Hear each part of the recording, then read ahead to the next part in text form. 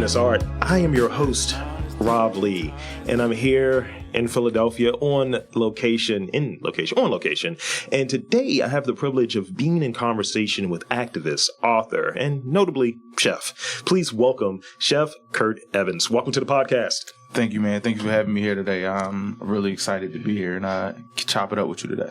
Yes, you have an exclusive gift there. This only the first one that's gone out. Can I open it? Can I open it? Please. All right, please. yeah, because I didn't know how I was going to go. I was going to like wait till I got home. No. Please Instagram it like an influencer, like we talked about. Influencer driven. It might be a couple stickers in there, what have you, but stickers! I love stickers. Yeah. Right on the laptop. It's so ridiculous. The only one I have two of them. The other one I've not given out. Did you seal these yourself? I did. Okay, because I'm about to say, whoa, this ain't like the sealing on the apron. Bruh, listen. This is going in the collection. This is going in the collection. Someone told me, it's like, why do you have aprons? I was like, because I like chefs. Yeah. No, this is fire. This is fire. Cheers. Yeah, this is fire. No, listen, aprons. No, listen.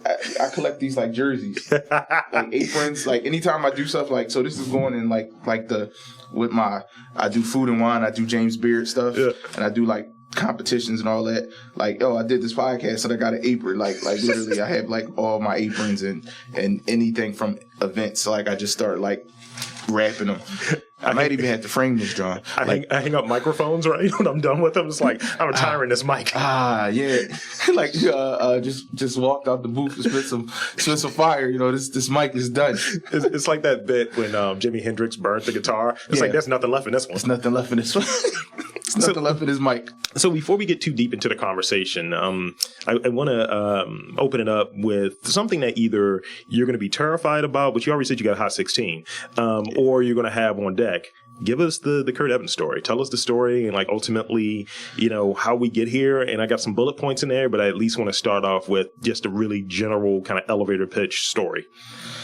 Yeah, so Kurt Evans, born and raised in Southwest Philly, moved to West Philly, Mill Creek Projects, but, did a lot of going back and forth between Southwest and West Philly. Went to middle school, elementary school, all in Southwest. Then I get to high school, Bartram Communications, where high school was high school. Got one of my first cooking jobs. My mother, she worked for Aramark for about at that point about like 18 years. Yeah. She had worked for Aramark, so she like did a lot of setting accounts up. So as a kid, I would go to her job with her on the weekends and like be in the kitchen, like just doing stuff I shouldn't have been doing, but like going in there making stuff on like the little pizza thing. Like none of her bosses was there, so it was easy for her to bring me. Yeah. And then I'd be like in the kitchen playing around. So like cooking has just always been my thing. Like third grade, I won a taco making competition. Yeah. I won a taco making competition in the third grade. So it was like, and the funny thing is, in the third grade, that was the year I changed the spelling of my name. So this is a funny story. Like this is like I'm actually saying this somewhere on like I usually like tell somebody individually, but my third grade teacher walks up to me. I got like a good grade on the test, and she's like, "That's the breaks. That's the breaks." And she hands me the paper, and she's like, "Breaks on the that's the breaks." I'm like, what are you talking about, man? She was like, oh, she's like, it's a rapper. His name Curtis Blow. He spells his name with a K. I was like, word? Spells his name with a K? Yo. Literally, after she walked off, we started the day. Changed my name right there. Like literally, as soon as she walked off, they let like go, and you got the name and date your paperwork. Yeah. You shifted the alphabet real quick. Really quickly. I was like, oh, you can spell it with a K? I'm like, yeah, it looked better with a K. Word.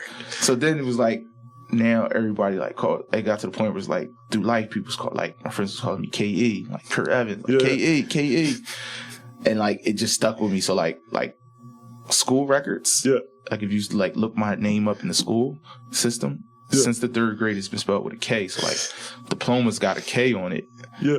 and then like governmentally it's Curtis Evans. So the first now we're not gonna find you. A lot of people's gonna like know that now. Like I only told like people that because people know me. They're like, oh, Kurt, and then it'd be hilarious because like when you doing business stuff, like people writing you checks, I literally be having like, yo, I can't take that to the bank.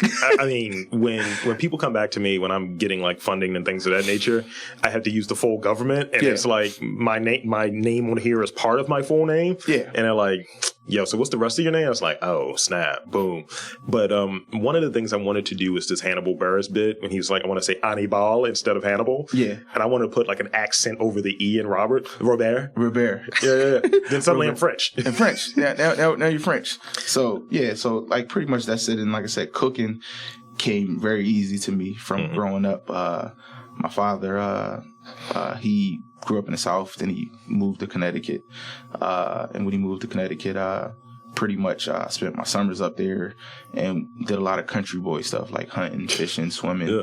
So, so by the time like the age 12, I could already I was butchering deer, fish when we caught it. So it was like that was like, and that's like also like a prime, aspect of being a chef is butchery. So it was like I was like butchering fish when I was like a kid. So it's like as I got more into cooking and wanting to take it serious, it came super easy. So you're picking up those skills like as a way of bonding with family, whether it's like being in the kitchen at Aramark with your mom, doing the country boy stuff with your dad or what have you, and having some of that, Southern stuff kind of embedded in there.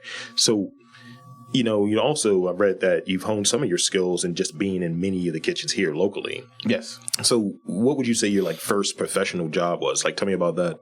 So first professional job, it was an Aramark job. Mm-hmm. So it was Aramark. And at that time I was literally going around opening accounts up. So it'd be like Aramark at Children's Hospital. So Children's Hospital is the number one pediatric hospital in the world. So you can go to CHOP and like work in any service department, whether it be like environmental service, security, the kitchen. You probably make more at any of those departments than any other place in like the city or the state, pretty much probably, because they're like one of the highest paid. But like if you're like a nurse or doctor, for what I believe, they don't pay as much because like there's no money in pediatrics. It's like if you work at CHOP, it's like going to Harvard. But if you like work in the service department, they pay you really well. So I went there, but I was working for Aramark, and this is when I started learning business, as in like Aramark will cut you, like Aramark will go to like CHOP and like, yeah, we can get the job done for this. Yeah. You ain't got to pay them that, and then they get they middleman their money somehow. So, but yeah, I went to CHOP. I was doing that. I was like a grill cook there, and then I went to University of Penn College, 1904 Commons, and I was in the kitchen there cooking. And it was funny because they opened up a Aramark, still had like a Starbucks on campus. Yeah. So I slid over there for like a month and was a barista. And I used to like, the kids at Penn used to love me because I was sitting over there like, I was giving them large coffees anyway. It was like, they ordered this, I was giving them that. I'm like, the name is Cameron. I'm just like, yo, Cameron, I got Cameron here. Or it's like the Key and Peele skit when they're Aaron. Aaron. Rogers. So, yeah, I was doing stuff like that. So like they would love me. They loved me for that like little month that I was over there. But then it was like, all right, man, we gotta get you back over here in the kitchen because like we needed, like they needed help in the kitchen. Like that's just like how I adapted with food. Like I slid over and was a barista for like a month, literally. Like slid over, and then it's like that training is funny because Starbucks actually has a really good barista training program. Yeah. Like they really have a really good program, but other than that, like people look at it as like, oh, this is just like some chain coffee. But they actually got a really good training program on like lattes and stuff like that. But a lot of people just don't. I just think that, once you get a job, it's always that this is how they do it. Yeah. But I'm gonna show you how I do it. I'm a coffee snob. So right there, when I look at places, and that's why I told you where I went earlier, because I'm like, all right, let me get something that feels like this is of the place. It may have this feel and vibe, but it's not something that I'm going to run into a version of it back home, right? Yeah. And I tier it out by, are you a roaster or are you just making coffee? Mm-hmm. And If it's that, I classify them differently. So Yeah. if you're a roaster, it's like you have this like sort of like approach. It's like, okay, this is how this is done. The temperature is this. The style of coffee you have is this, and so on. And if you're using someone else's beans and doing your thing, I'm more looking at what's the experience, what's the environment, things like that. And what would you say your what was that first thing, right, that you made? It may be the tacos. I don't know. But what was the first thing that you made and you're like, I made this for someone else and this like informed you like, all right, now I could actually really pursue this. Like I could pursue being a chef and being in this sort of space as something I want to do with my life. Yeah, I would honestly say it would be like when I was with my grandma. I would be with my grandma and like she had the ultimate approval. Like it was like, cause it was always, I'm gonna show you one time. And then so you had to be attentive, like, oh shit, like I gotta get this in this one shot. But and then it'd be like if you fuck it up, she'd be like, do it like this. Like she'll still give you some help. Yeah. But it's like you're trying to get it in that one shot. You're trying to make sure it's done. And then it's like the fact of you do it, and then the next thing you know, you going for the taste. Yeah. And she's like, oh, this is good. And it's like, oh yeah, this is it. We did it. Like I did it. And it was like that. And then like also it was that point, and it was like cooking was just like I knew I want to do this. But then it was also I never went to culinary school. So my thing was I was working at jobs like Aramark. I have easily over 1,200 cookbooks easily. Yeah. So reading was just always my thing. Getting the books, reading them, understanding the techniques. And one of my first jobs, they asked me to they was like, can you make a beurre blanc? Yeah. And it was like, oh shit. Yeah. All right, cool. I only read about these. So then it was just like, cool. I get down there, I start making it, I start prepping it as I'm cooking it. Next thing I take it to the chef. I'm like, chef, beurre blanc done. He tastes it. He's like, good. So I was like, oh shit. That was another one of those moments like, oh, all right, cool. I can do this. But it was just like, then next thing you know, it just got to repetition. It's like, oh, I had to make that beurre blanc like another 1,000 times. Like, so you just keep making it. And like, that's the repetition in cooking is like when you keep doing something a million times, like a sweet potato pie. Like I've made them a million times, bean pies. So it's like growing up doing that with my grandmother, it's like second nature. It's like, I don't even have to like, I could just look at the potatoes in like the oven. Like, yeah, I know they need to be longer. It's less like, you know, it's just the repetition of it. Yeah. Like, are you an intuitive sort of cook based on that? Like, I'll say, you know, you'll see certain things in the refrigerator and it's like, all right, what do I have in here? What can I make? What can I put together here? And, you know, sometimes it feels like, oh, I can put together a hash. And it's like, that seems a little like cheating. It's kind of like, you can make it well, it's a well done hash, but it's like, you kind of just put some things together. But like, how creative does that intuition like allow you to be? It depends on where it's at. So if it's like if I'm in a restaurant setting, or if I'm in like if I'm getting like the paid setting, yeah, sure, it clicks in a certain way. It could click at home, but it's just like not really. It's just like, you know, usually when I'm at home, it's like because the wildest thing I could be making duck, I could be making chefs like duck. I could be making all types of fancy stuff, and I'll go home and eat Frosted Flakes. Look, don't get me started. So let's talk about this a little. Let's talk about you know, Philadelphia food, that sort of thing. How has like being here in Philadelphia, like, you know, we talk about culture of a place. How has like Philadelphia like influenced your style creatively, personally, or professionally? Oh man, Philadelphia, you know, it's definitely influenced me because the amount of influx of like different cuisines that's here, like knowing different chefs, like a friend of mine, Christina Martinez, her restaurant in South Philly Barbacoa.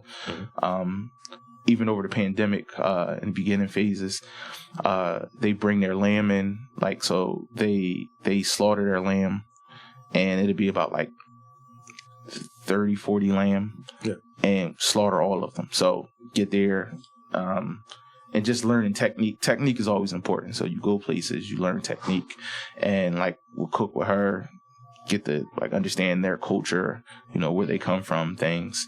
Other chef friends, you know, go like hang with them, talk with them. But then also like when you eat their food, you understand their culture, you understand where they come from. So that. Then also like being a black chef, Philly influenced that really well because I had the opportunity to work for two black restaurateurs, the Bynum brothers, Rob and Ben Bynum, who were like really influential to me. I still talk like to this day, even though I left and went to go work for another restaurant. But it was time for me to like actually break off, because it was like when you're in somebody's house, it's like you can't get bigger than them in their house. Yeah. So it's just like it was time for me to move on and go do my own thing. But yeah, they gave me like my first like big shot in a real big restaurant as a black restaurateurs and black chef. And then also I'm big on that. I'm big on respect in generations, because people, I think that's where we go wrong a lot of times. It is no respect for the generation that came before. These kids, they have no respect. Yeah. No, and then it's like that, and then it's like sometimes it'd be disrespectful when people say like when you know we see all this protests and stuff going on. I'm like, yeah, 'cause we and our ancestors, I wish. And it's like, really, bro? Really? Because it's like really like I mean, our ancestors had so much like strength to go through a lot of that stuff they went through. I feel like it's weakness just to go like, yeah, I'll fuck somebody up, but they could have did that too. Like they could have done that. Like it wasn't like that they were like sweet. It's like they understood the mission. They understood what needed to be done. Yeah. So it was just like, so sometimes like I think like it's really intergenerational. It's like a lot of different we don't connect the dots. So it's like I'm always like, if someone's like before me, I'm always like humble to like pay respects to them, or like at least carry on like the legacy of work that other people have done. So yeah, that's how I look at like cooking and with activism and things like that as well. I think that's a good place for us to kind of segue into some of the activism stuff. So I'm reading about EMI. I'm reading about Everybody Eats Philly. So let's talk about both of those. Like start off with EMI, in mass incarceration dining series, and your work around criminal justice and reform in America. Let's talk about that. All right. So yeah. So like, so I was at a job. I was working at a job called Lincoln Hall Hospital. And it was like I was really getting into cooking heavy. And one of the doctors at the hospital was like, Dr. Bill Circus, like still a good homie of mine. He's like, yo, you've been here for like 6 years. He's like, I'm following you. You know, you said, you want to be cooking. He's like, yo, you should really get to cooking. And, cause you don't want to be here another 6 years talking about what you could have been. Mm-hmm. I was like, damn. I was like, yo, that was like, that hit me like, damn, you're right. I was like, you know what, you're right. I literally took a month, got my plan. I left there, and a friend of mine, Alan Young, he had a restaurant called Route 23. Mm-hmm. And I took like income taxes, bought into his business and became partners and was doing Route 23. Yeah. So Route 23, just in there one day, and I had already read the new Jim Crow, and then at this time, like the Khalif Browder story came out. So a lot of things was coming out at this time about mass incarceration. And one day we're like in Route 23, and like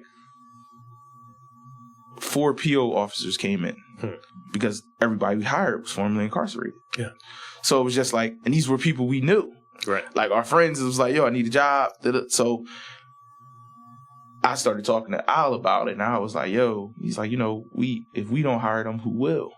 And he was like, people don't understand what our people go through. He's like, nobody's built to take on our people but us. Right. And from that moment, I was like, yo, I want to do something that uses my talent as a chef, because at that point, like, chefs just want to put up cool food pictures on Instagram. So I was like, no, I wanted to do something using food as a way that I can talk about these issues. So previously, before, I had worked on my friend Christina Martinez. Her dinner series is called Right to Work for undocumented workers in kitchens. So, you know, I poured a lot of my personal time into that, as in like helping them get that off the ground. So I was like, I'm gonna do the same thing with EMI dinners. I want to be able to use food as a vehicle to talk about mass incarceration. So started dinners. We would bring policymakers. Actually, the first dinner set the tone for everything, and I kind of didn't even know what it was gonna be. So like at that time, Nina Ahmad, she was running for lieutenant governor, Sandra Reinhardt, and like a couple other political figures and like not city council, but like people that were running for office came to the dinner to you know, hear what we were talking about, give solutions. And then we met with a lot of more people that had been affected by mass incarceration, whether they were the perpetrator of a crime or a victim. And it's a lot of narratives in the media that's been put out about mass incarceration. And a lot of these people wanted to come and share their stories. And what I feel like, food and storytelling is like two things that are like, you can't beat that. Like, you know, you get a good meal, and then next thing you know, you're hearing someone's story, and you're understanding, you're connecting, and you know, most importantly, all of this is done with empathy. So it's like everyone's here talking. I make it uncomfortable as possible as well, because then I've noticed, like, when I did go to those dinners, you meet these white, like, voyeuristic people that's just like, that I know for a fact when they left, they go to work the next day and like, you know what I did last night? I went to a dinner. There was black people there, and they talked about their feelings. Little pat on the back. Little pat on the back. Yeah. So, I was like, I'm sitting you next to somebody black that got trauma. Yeah, here's some discourse opportunity. Yeah. So I was like, I was breaking husband and wives up. Like, no, your wife is sitting over there, you sitting over here. I can almost see it. Like, and as we switch courses, we will be switching seats. No, and it was crazy. No, soon you come in, it's from the rip. No, no. Y'all came together? Not good. Yeah, you here, you and upstairs. Yeah, you right there. Yeah. Switch everybody up, and then like, you know, make people uncomfortable as possible. I wanted people to be uncomfortable. I didn't want people to come and be like, "Whoo, man, yeah, this is good. I'm ready to talk about mass incarceration." No, I didn't. So let's just talk about the theory of prison. Like, yeah. So it was like getting people real uncomfortable was really, really important. And but it's turned out really well. I've been doing them for like the past 6 years now.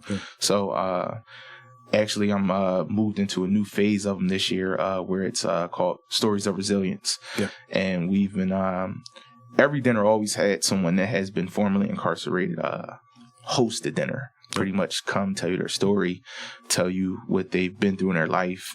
And at that point, we were raising money for bail funds, books through bars, and other nonprofits that deal with things that have to do with mass incarceration. My friend Ryan Hancock, he founded an organization called Pulse Philadelphia Lawyers Social Equality. His nonprofit has been a beneficiary of the EMI dinners. We've raised money for them, several other organizations, but this time I wanted to put money in individuals' hands that are telling their stories, because also a lot of the work that they do, it doesn't come with a financial attachment. Not to say that they're looking for it, but a lot of these people are putting a lot of I want to say, emotional labor into this, because a lot of these people Donnell Drinks, he was a juvenile lifer. Donnell, I don't misquote it, I think he did about 28 years. He's my old age from Nicetown. Donnell, he founded a nonprofit called Grown. His co-founder, old Ike came out of jail a year after him, and now he's like an executive director in the nonprofit. So it's like they're constantly back and forth between Philly, Harrisburg. We got a lot of gun violence going on in the city. They're out here, out here on corners, providing resources, going places. Yeah. They're constantly fighting for their comrades that's back inside of prisons. So it's like a lot of work that come with emotional attachment to it. So it's like, by telling your story, I wanted to be able to have this dinner, get your story out, and then also bring people that may have resources, and the money that we raised tonight is given to them. Like EMI dinners, I make no money off of an EMI dinner. All of the money is raised and pretty much passed on. Yeah, because we have this thing here, and thank you for breaking that down and sharing that with us, because it's important work, and congratulations and applause to you for doing this sort of work, because we have this thing where it's almost like forgotten people. Yeah. And we have this idea, you know how like social media goes, like you can block somebody, you can unfollow someone. We try to do that in real life. It's like, oh, these are disposable people. It's like, no, their story has merit. Let's have an understanding of it, because these sorts of things being like, whether someone's a victim, whether someone is a person that has done some things or what have you, we all have it's not too many steps to get to someone who's in part of that whole cycle. Mm-hmm. And yeah, I think it's important to be able to, and I think one of the things you said that was really interesting is this notion of like storytelling and food. It's a language. Like you were talking on earlier when you were kind of exchanging culture of like, this is how you guys prepare food. This is how you guys are going about this. That's kind of what happens in those EMI dinners, I would imagine. Yeah. And bringing in people and having this notion of being uncomfortable. It's like, yeah, talk to a stranger. Talk to someone you've never met, someone that you may not have anything in common with. And you might learn something. You might now have a new understanding of what goes into some of these experiences. You know, you being up here, me being in Baltimore, one of the things I try to get to in doing this podcast is people do this hard stop sort of thing. It's violent. Move on. Mm-hmm. And it's like, well, what's baked into the violence? What systemic things are sitting there? What opportunities have these people not getting? You know, why is that desperation that's there? Why can't they find a job? What are these different things that go into it? And instead of having the approved upon narrative that's coming from someone who has politicized it or whatever, I'd rather hear it from the person. What is their story? Mm-hmm. What have you experienced? Because oftentimes they may not have had a chance to share that story. Yeah. So, let's see. So if you couldn't be a chef, I want to shift into the chef thing again. If you couldn't be a chef, right? What are you passionate enough about that you could say, you know what, this could be the other career. This could be my career if I wasn't in the food industry, if I wasn't in the hospitality industry. I would want to be a hunter, a bow hunter, a professional bow hunter. That was unexpected. Yeah, that's what I wanted to do. I thought you were going to say, maybe, social work, maybe, prison advocate. Like, no, I want to be a bow hunter. Bow hunter. I can't this every day. Bow hunter. Okay, I'm here for it. The funny thing is, I just realized like it was like they classified it as a sport now. They classified it as a sport, like Under Armour. Like you can get like a contract through Under Armour. Okay, I mean, come on down Baltimore, man. I'll hook you up. Yeah, Eastside. Yeah, it's like wow. Like you could be a hunter. Like you could be like that whole experience of just like being out in the nature. Yeah. It is not so much of like, okay, another thing, like a hunter. I don't want to be just like, I don't want to be a trophy hunter. I never want to like, just do it for the sport of it. Yeah, do it for the sport of it. Actually, like, because then it's like kind of crazy. Because then it's like, if I'm a hunter, the whole point is like, because I can't get away from food. Like I would like pretty much gotta break this deer down, break it down, and then like serve people like in need. This is venison, bro. Yeah, like and then it's like what I learned is people that like really food insecure, they don't give a fuck. It's like, yo, what kind of taco is this? Yeah, I bet. All right, bet. Yeah, it's grounded, right? It's cool. It's like ground. Yeah, what kind of slice you got in there? Yeah, onions. Cool. All right, bet. That's it. I don't eat that cilantro though. Yeah, I don't eat that cilantro. I'm eating the cilantro now. I eat that cilantro. That's that one thing. I remember. It was one time my partner. She was out there. We were going to like some super pretentious place, and she traded a sandwich for like a really funny quote.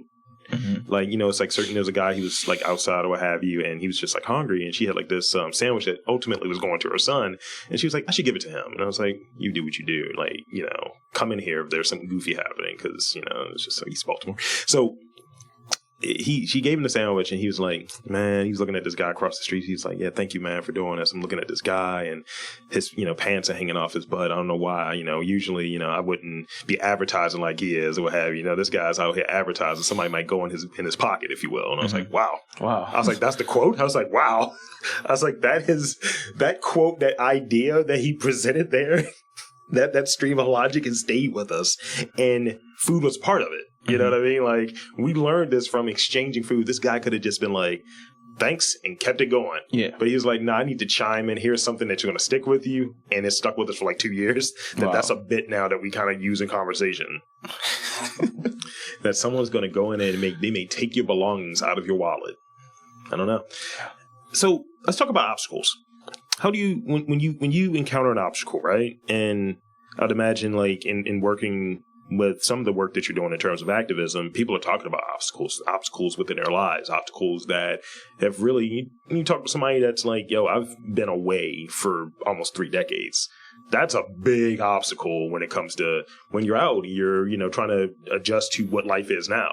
I look at that time traveler bit when it's like, yo, I went in 2005, and it's like, the trends have changed like a lot. You cannot wear your G Unit tank top. It's done. It's done. So how do you approach obstacles in, like in your life or in like maybe imparting knowledge upon a person? How do you look at obstacles? I look at obstacles as like, especially certain, like a lot of obstacles like aren't like, they're not like new obstacles. Like, they've been around before. So it's like always like I like looking at history. Like you got to be a student of like life as well, understanding like what came before you, how this may play out after you. Like, I think another thing with obstacles is instead of just like tackling it head on, sometimes you got to like take a look back. You got to take a step back. Got to see the whole picture. Yeah. Because then maybe like the obstacle is like, you run on head forward and then like it's like this wall right here, but you're only seeing it by like 10 by 10. But if you take another step back further, you might just be able to walk around the wall.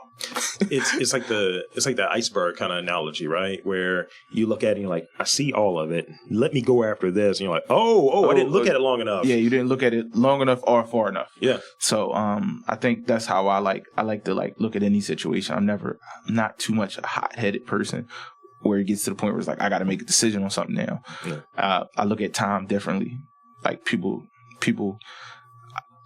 and maybe because it's like it's the time that we're in, where it's like, oh man, I'm about to be 40. Oh no, I'm about to be 50. I got to do this before this. I got to do this, and it's like if it happens, it happens. Yeah. But I think when people like put it on a 40-year-old version, he's like, you putting pussy on a pedestal. I think when you put it on a pedestal, you kind of like you lose focus on actually like the actual goal of like actually getting it done. Because whenever you get the thing done, whatever the thing might be, it's not what you think it is. It's not what you think it is. You're like, wow, this is so great. Why do you feel hollow though? Exactly. Why do you feel unhappy? And something because I'm a big ebook guy, right? I was listening to this book on the way up here because, I'm like, I'm going to make use of my time and get off TikTok and just do whatever I do. And it was one thing that the dude was getting across. He was like, some people will think the thing that they're driving at is money or oil or great jewels or what have you. He's like, no, you're driving at love. He's like, be more intentional. He's like, don't look at love as this one, idea. Look at it as something broader. And that's something that there's almost an infinite like way to get love. You can meet different people in exchange. That could be tier 1. And then you can be in a romantic situation. That could be tier 2, 3, and 4. But, going after money, it's like, okay, I got this. Now what's the next milestone? I got my first million. Now I need my second. Now I need my third. And you just kind of keep going after it versus it feeling like, oh, these interactions, people matter. Social capital matters. I love social capital. I feel as though your social capital can take you places that money can't. Mm-hmm. So, like I said, people view things as a way of they have to like I said, I have friends that'll be like, oh man, about like the dinners, and it's like, oh man, I don't make money off the dinners. Like I have clients that have a lot of money that I cook for. And they'll pay for a dinner that allow me to make someone else money. Like they'll say, hey, how much does it cost for you to throw one of these dinners? Oh, I'm like, yeah, the venue costs this, food costs about that, and like getting stuff printed up, maybe this amount of money. And I'm like, sure, here I'll pay for 4 dinners. Bam, they pay for 4 dinners. Now I get to make money for 4 other people. Yeah. But before, when I first started, it was never about the money because I was taking my own money doing the dinners. Yeah. Like I didn't need and then like I said, but it comes when you're doing the work and you're not chasing the money. Yeah. All the other stuff comes. But when you're chasing money and money is the object, it's never going to get right. I tell people all the time, like, money's on the back end. You're never full. Yeah. The money is on the back end. I literally say, yeah, I'm doing this just because this is my intention. This is my passion. This is what I want to do. But literally, I'll wake up with an email next week. Somebody's like, hey, man, we got a $30,000 catering, Yeah. And it's like, where did this come from? But it comes from the intentional work that you put in. But when you put money as that, like, and then when you put money as a certain place, you'll miss out on opportunities. Yeah. As well, too. So I look at sometimes when people come to me, I was talking with the gentleman before we came in here about like what this is and what this isn't. You'll have, people say, oh, well, this isn't a documentary. This isn't art. This isn't this isn't that. And then the people that are saying the opposite, it's like, oh, this is entertainment, but it's not art. And then the entertainment people say, this isn't entertainment, this is art.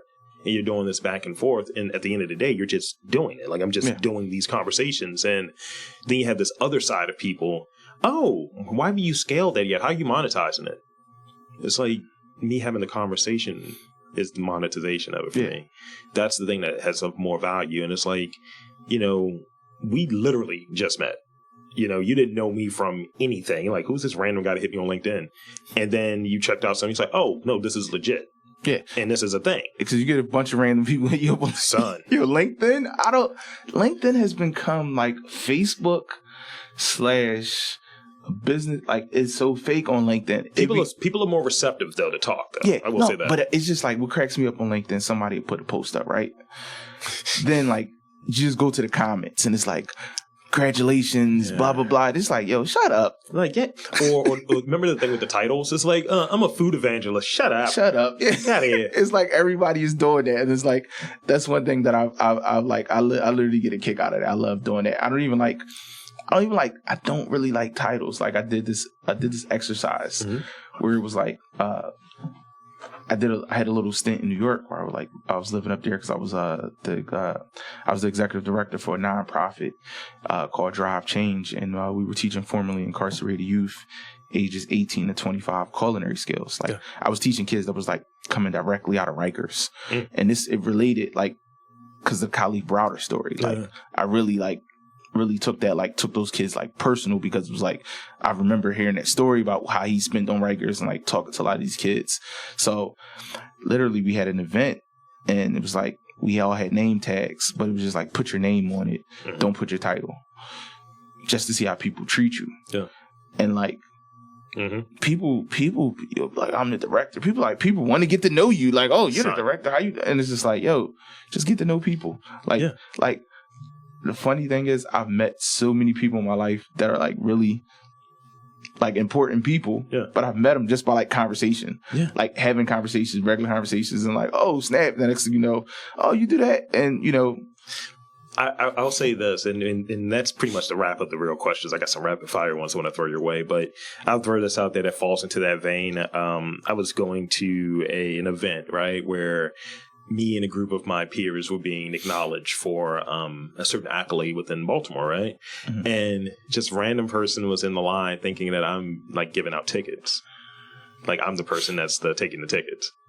And I didn't have my like winner badge on yet. And my girl like loses her brain for a minute. She was just like, hold up. What? You think he work here? And I was like, she's not wrong, but also like, this is wild to your point without having like this thing to denote that you're someone that matters. It's like, why based on what, like, which one is it?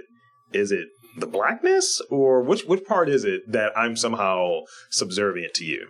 And it's like, it's really odd. It's really odd or what have you. But there are other instances where you might just have a random conversation, which seems like you talked about LinkedIn a moment ago. People can't have those anymore.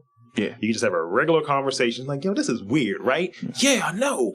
I've gone to like gallery openings and I was just sitting there with somebody that turned out to be like a major art dealer. And I was like, oh, okay, cool. Yeah, I was just talking to them about how this whole thing sucked. Yeah. And they were like, yeah, it does. And someone else in the background say, you don't have any idea who that is. That person's super important. well, I just talked to him for like 30 minutes. How did you get that conversation? I just asked. Yeah. I just talked to them. Just talk to them.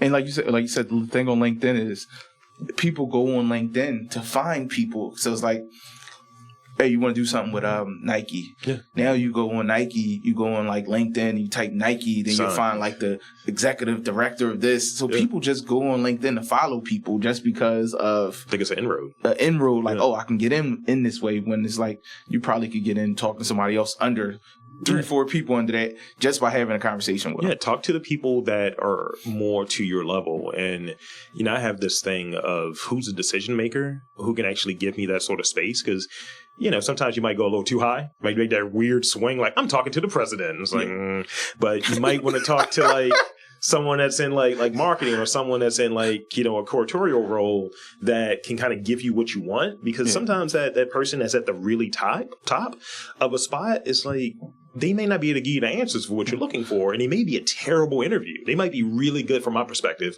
They might be really good at their job, but they're terrible on mic. Yeah. So it's just like, talk to the person that's good. Talk to the person that's good. So I want to hit you with some rapid fire questions. You said you got some fresh bars for us. So I'm going to start off with this. What does hospitality mean to you? If in like 3 words or less, what does hospitality mean to you? Service. Compassion. And that's it. Okay. That's it for me. I didn't even want to stretch it. Service and compassion. Yes, because I find it funny. Like, that's the thing that people have forgotten. The whole hospitality thing. When you look for jobs, right? And people say front of house, back of house. It's like right there. It's telling you it's hospitality. Yeah. You mentioned your 1,200 plus cookbook. I mean, your 1,200 plus books, rather. Out of that, that's just cookbooks. I got way more books. That's just cookbooks. So just cookbooks. Yeah. What if there was, Lord forbid, if there was like a fire? What is the one cookbook that you're like, I need to save this one? Sad Baines. Too Many Chiefs, Not Enough Indians. Okay. So he's Indian, and he's like based out in the UK, and he has his restaurant is called Sad Baines with Rooms, 2-star Michelin restaurant. But he's just like a cool fucking dude. But it's like he's like the book is actually like a coffee table like style book. Yeah. And pretty much you take it out like the graphics, everything. I like half the time when I buy cookbooks now, it ain't even about like recipes. I don't read recipes. I don't really fuck about that. It's I usually be like trying to understand people's philosophy. Yeah, what's the thinking that goes into it? Yeah, what's the thinking that goes into it? Because the thinking and like, if I see something, it's like, oh, how did you do that technique? Like, what was the thought process behind that technique? But other than that, it's just like, now it's just to the point where like I'm actually a collector now. So it's like I'm buying books 70s, 80s, early 1900s, but it has to be like a first edition, second or third edition, or it has to be like a limited print from an edition. So yeah, I dig that. So I got 2 more for you. Name an unusual topping you've put on a pizza. Because I saw pizza in your background, so I want to ask about that. Yeah. Like something you consider unusual. I can't really.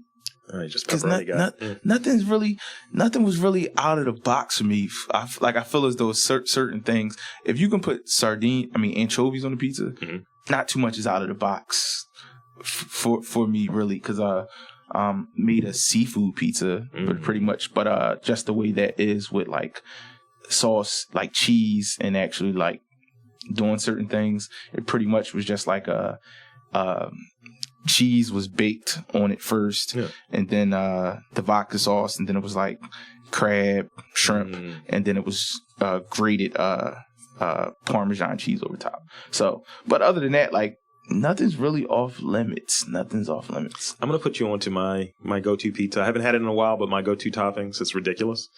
It's extra cheap. Fat. Spinach, broccoli, and gorgonzola. Oh, that's hot. I would throw some grapes in there too. Oh, really? Yeah. Okay. All right. Like sweetens to cut it up. Stay off of Whole Foods. Yeah. Now the crazy thing about it, grapes might be a weird topping for pizza. No, I see. Instead of the grapes, because the sweetness thing, you got a point. Because there's some Funko Gorgonzola. Yeah. I would try to look for a way to get like a reduced like blueberry. I'm just being a nerd. I'm being a nerd now. You cheesing out. Well, this is what I do. Reduced like blueberry sort of like compote or something on there. So it was funny. So I did put so the pineapple and pizza thing. Oh. So what I tell people is when people was doing pineapple and pizza, what they do is they'll just take fresh pineapple or canned pineapple and put it on pizza.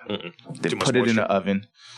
It's going to extrude too much more. So you got to change the DNA of the pineapple. Pretty much, you got to do something to it before you put it on the pizza. So what I was doing was caramelizing it. So I would caramelize it, but it also, since I don't eat pork. Beef bacon it renders a lot of fat. So caramelize it in the beef bacon fat. And once the sweetness, and then put it on the pizza. It unifies it. It was a way better finish than just putting raw pineapples on it, because once you do that, it also goes from like, it could be cold or a certain temperature depending on how they store the pineapples. And if you're especially if you're taking the pineapples out of a vein on top of a thing and you're dressing it up, the pineapples will be cold. So if you're putting cold pineapples on it and then you put it in the pizza and it brings up temperature, it's just weird. It's weird texture. And then the pineapple actually probably has to be cooked to a certain amount of degrees just to get like the chalkiness, that little flavor out of it. So pretty much that's my only thing with pineapples on pizza. You really got to like change the DNA of it before you put it on the pizza. Okay. That makes sense to me. Last question I got for you. You mentioned earlier that you might have a bowl of cereal. You might be like, oh, where's that Frosted Flakes at? So on a super long day, which I have one today, but on a super long day, what is that lazy meal that you're putting together for yourself? Yeah, when I'm saying lazy, it is like, where's that ramen? Listen, I was about to say ramen, and then it would literally be like you just put an egg in there. Put an egg in the water. That's no time you crack it, bam. That's it. And then, or it's kind of lazy, but it's not as lazy if I have taco like stuff around. Yeah. Like I will make like a quick like Mexican taco. Mexican. like if I had a platter or something from like the like a soul food spot. Yeah. I got some collard greens left over. I'm gonna take the collard greens off of it. I'll break, like if I had some pieces of chicken, I'll make a whole taco. You're like making a soul taco. Soul taco. Yeah. And that'll be it. But like if I'm too tired for all of that, if it is some cereal, I am eating cereal. Like that's usually like the go-to, especially if it's too late. But now the way I've been like training and eating stuff, I don't even eat past 8 o'clock. So it's just like, But if I had to, like, cereal might be like the number one thing. It's like Frosted Flakes, Fruity Pebbles. I'm an old man when it comes to cereal. Like, I'm like, where's that? What is it? Where's that Bran Flake? The Bran Flakes. Yo, like, I'm like, where's these unsalted, unsugared Wheaties? Cheerios. Son, no honey nut. Give me the regular ones. The honey nut are a bit much. Yeah, there gotta be the honey nut. If it's gonna be Cheerios, gotta be honey nut Cheerios. I remember my little brother used to actually put like sugar on. I'm like, yo, bro, son, less. Bro, I'm like, yo. You about to have diabetes, man. You gotta cool out, man. So with it, I want to thank you for being on this podcast. We're going to wrap up here. I want to thank you for being on this podcast, and I want to invite and encourage you to tell the folks where to check out your website, and see all the good work that you're doing. So you can hit me up on Instagram, Kurt Cooks. My website is www.chefkurtcooks.com, and like I said, we cater. We do like social events. Everybody Eats. We do like food give backs and drives. And I'm in the process of authoring a cookbook called Platter Food. So follow me for more of that. Well, there you have it, folks. I want to again thank Chef Kurt Evans for coming on. And I'm Rob Lee, saying that there is activism, chefs. Just really, don't people doing things in your neck of the woods. You just got to look for it.